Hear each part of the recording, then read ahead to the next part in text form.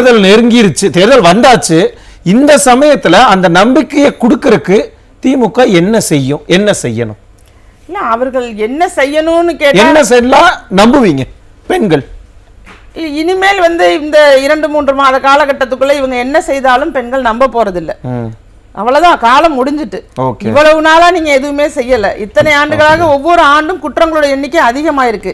அதை குறைக்கிறதுக்கு நீங்க எதுவுமே செய்யல. ட்ரஸ்ட் எக்ஸ்பயர் ஆயிருச்சுங்கறீங்களா? நிச்சயமா அந்த நம்பிக்கை தன்மை எல்லாம் உடைஞ்சு போயிடுச்சு. இப்ப ஆட்சி மாற்றத்திற்காக, அதாவது புரட்சி தலைவி அம்மா அவர்களுடைய ஆட்சி அப்படிங்கிறது தமிழ்நாட்டுக்கு மிகவும் ஒரு நல்ல ஆட்சி. குறிப்பாக பெண்களுக்கு எதிராக எந்த சம்பவம் நடந்தாலும் உடனடியாக ஆக்ஷன் எடுக்கக்கூடிய ஒரு ஆட்சியாக இது இருந்தது.